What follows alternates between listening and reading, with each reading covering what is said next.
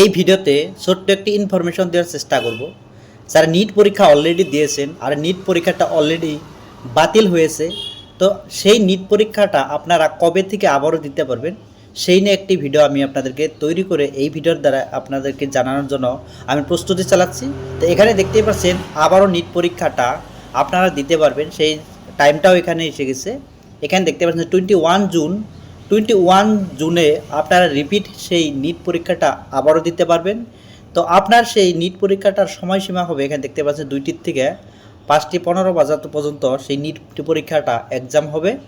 তো অতিরিক্ত 15 মিনিট সময় আপনাকে দেওয়া হবে। এখানে দেখতেই পাচ্ছেন হুবহুব এখানে লেখা আছে।